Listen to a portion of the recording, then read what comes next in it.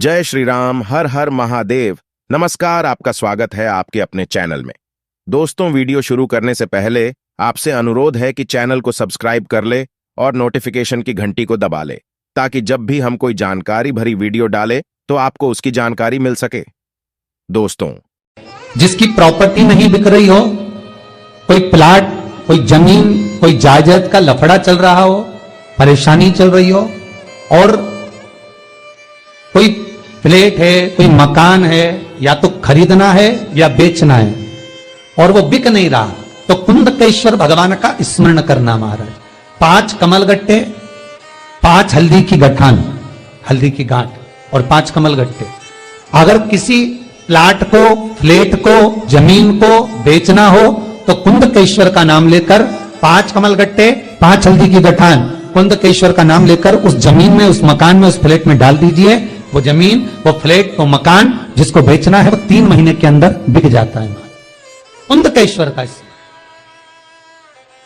भगवान शिव के कुंद। और कोई वस्तु हमें खरीदना है, कोई मकान, कोई जमीन, कोई जायदाद हमें खरीदना है और वो मिल नहीं रही है, आप बहुत प्रयास कर लिए, तो महाराज 5 कमलगट्टे के साथ में 5 लौंग, 5 कमलगट्टे और 5 लौंग, कुंदकेश्वर का नाम लेकर जो चीज हमें खरीदना है, जो प्राप्त करना है, वहां पर डाल दिया जाए महाराज। 3, 3.5 या 4 महीने में वस्तु हमें प्राप्त हो जाती है। कुंदकेश्वर, कुंदकेश्वर का स्मरण एक और चीज के लिए होता है, वो भी ध्यान कर लें।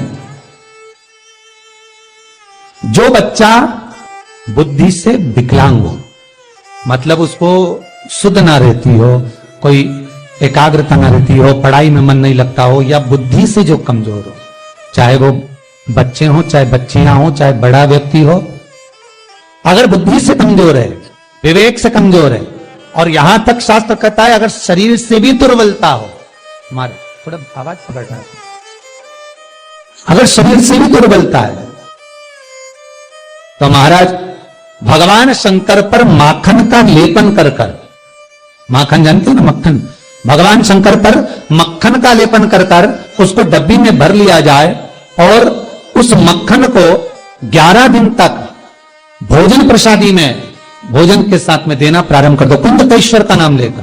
पर यह मक्खन केवल प्रदोष के दिन चढ़ता है या शिवरात्रि के दिन चढ़ता है महाराज, किसी भी प्रदोष को चढ़ा लो या किसी भी शिवरात्रि पर चढ़ा लो, कुंदकेश्वर का स्मरण कर महाराज।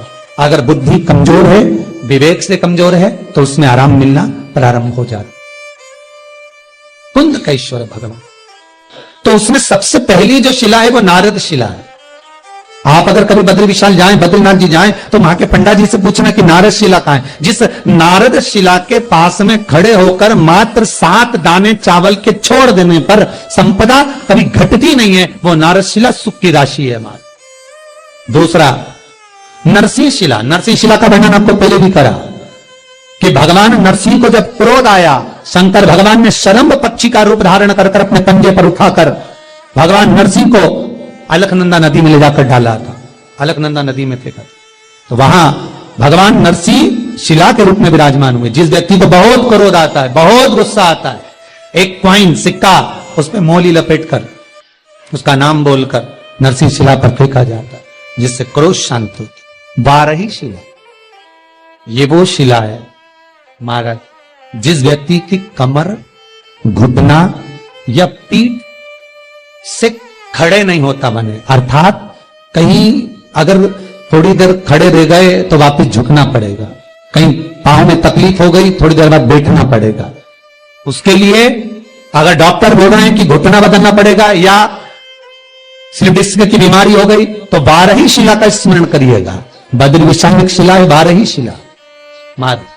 जिस 12 शिला पर आप अपना कोई वस्त्र लेकर जाइए, उसको घिसकर उस वस्त्र को पहनिए, लगभग 5-7 दिन लगातार पहनकर रखो उस वस्त्र। महाराज आपका जो कमर, घुटना, पीठ का जो तकलीफ है वो समाप्त हो जाएगी। 12 शिला बद्रीनाथ में। फिर अगला वर्णन करा गरुड़ी शिला।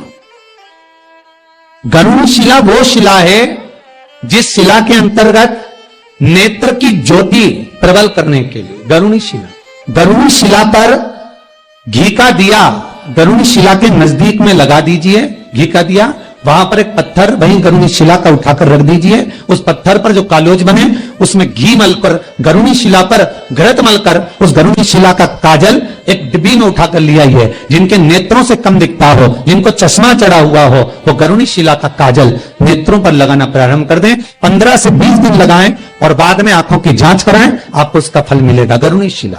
अगला वर्णन है मार्कंडेय शिला। माने मार्कंडेय शिला। महाराज, जिस व्यक्ति का एक्सीडेंट ज्यादा होता हो, ज्यादा बीमार पड़े रहते हो, बार बार डॉक्टर को दिखाने जाना पड़ रहा हो, तो मार्कंडेय शिला पर जल चढ़ाकर वही बद्री विशाल में मार्कंडेय शिला के पास स्नान कर लेने से व्यक्ति की रोग, बीमारी, तकलीफ दूर हो जाती है। मार्कंडेय शिला। ये शंकर जिस भूमि पर निवास करते हैं, घर है जहां पर, उस शिला का स्मरण हमारी शिव महापुराण वर्णन करती है। बेल आइकन दबाएं ताकि आप या तो उज्जैन सोमनाथ में हर एक वीडियो से बूढ़ा महादेव के मंदिर में जाइए और शंकर भगवान पर 121 शमी पत्र घी में डुबोकर चढ़ा दीजिए। कभी जिंदगी में क्लेश नहीं हो सकता। वास्तु फैक्ट कभी जीवन में जिन जिनके घर में सास, बहू, भाई भाई, कुटुंब, कबीला, पति पत्नी आपस में अगर क्लेश कर रहे हैं, इतना क्लेश है कि घर टूटने वाला है, अलग अलग होने के कतार लग गई है, तो या तो बूढ़ा महंकाल जाओ या बूढ़ा सोमनाथ जाओ। ये दो स्थान शिव महापुराण में, स्कंद पुराण में, लिंग पुराण में, दोनों तीनों पुराणों में वर्णित किया गया कि इस स्थान पर 121, 131, 111 शमी पत्र घी में डुबोकर नाम और गोत्र बोलकर समर्पित कर दीजिए। महाराज, जिंदगी में कभी क्लेश नहीं हो सकता। तलाक भी हो रहा है तो दोनों में प्रेम बढ़ जाएगा और तलाक समाप्त हो जाएगा। बूढ़ा महाराज कभी जीवन में दुख नहीं दे सकता, कभी तकलीफ नहीं। शंकर भगवान का एक एक शिवलिंग का जो प्रतिबिंब है, शंकर भगवान का जो एक एक शिवलिंग है, उसका अनुमोदन, उसका स्मरण जीवन का सुख देने वाला आनंद। अगर लग रहा है कि पति की अंतिम सांसें चल रही है और तकलीफ में है, नगर में, मोहल्ले में, क्षेत्र में जो काली का मंदिर हो, जो कालका का मंदिर हो, जो काली का मंदिर हो, वहां आप रक्त फूल मतलब लाल फूल, मारा 21, 11 जो आपकी मर्जी पड़ जाए, कंकु में लगाकर माता के चरणों में चढ़ा दीजिए और बोलकर चढ़ाना कि ये बीमारी है और ये तकलीफ है और ये क्रम है। केवल एक सौभाग्यवती नारी स्त्री अपने पति के प्राणों को भी वापिस ला सकती है। महाराज, चढ़ा कर देखना, 1 या 2 दिन में अंतर मालूम पड़ जाएगा। पति अगर वेंटिलेटर पर भी पड़ा है तो ठीक हो, पर धर्म पत्नी ही करे। अखंडता धारण का विधान है। नवरात्रि में देवी की ज्योत लगती है, अखंड ज्योति लगती है, जवारे बुआए जाते हैं, कलश लगता है। ज्योत का भी विधान है। जिसके यहां दिया अखंड जलाया जाता है, अगर वो दिए की लो, दिए की बाती अगर दक्षिण दिशा की होती है तो उसके घर में साल भर में एक घात जरूर होती है, जलता है।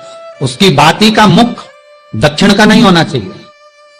अगर आपने देवी भागवत का स्मरण कराओ, देवी भागवत को अगर सुना हो, तो देवी भागवत में स्पष्ट किया गया कि पूर्व की ओर मुख करा हुआ दिया, अर्थात पूर्व की ओर ज्योत जो जलाई जाती है, वो संपदा की वृद्धि करती है। कर जो ज्योत लगाई जाती है महाराज, वो वैभव को देती है।